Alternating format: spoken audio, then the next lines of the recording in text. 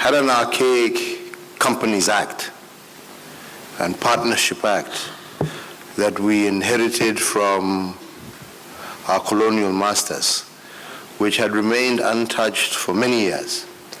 But we came to realize that within it, it was what was actually, the law itself was causing us the problems, because people were taking advantage of things that were contained in these, old and archaic, because, you needed this particular document signed in this particular way, didn't take into account we're in a digital world, didn't take into account electronic signatures, didn't take into account many things.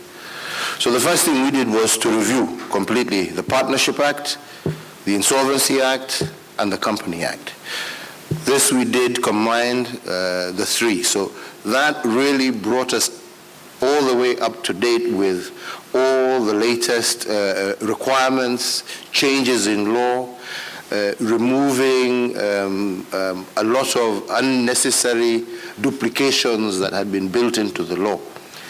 So just by revamping the law alone and digitizing now, our lands records, our records in the AG's chambers in terms of the registration of companies, by also removing, again, certain provisions, like in the Company Secretaries Act, that if I wanted to register, I couldn't have just a very simple basic form to register, and I had to have a company notary, stamp it in a particular way, and it needed to be held back for 60 days before, So we removed a lot of all that material out.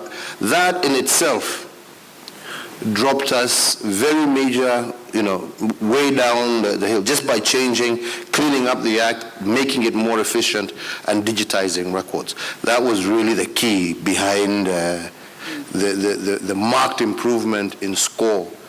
Had been largely ignored and left out of the formal sector. But when it was realized that the strength and the depth of this informal sector, we started putting in place mechanisms now to support it and to more or less formalize it so that they could get into issues of access to financing. We, for example, set up a number of funds that were specifically dedicated to giving some of these SMEs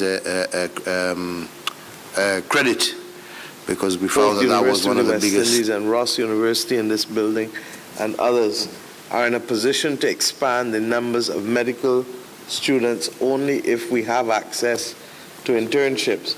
And while the government of Barbados is in the process of transferring the old St. Joseph Hospital to a special purpose vehicle, that we will allow the University of the West Indies to own 75% of, and us 25%, that will still only take care of so much.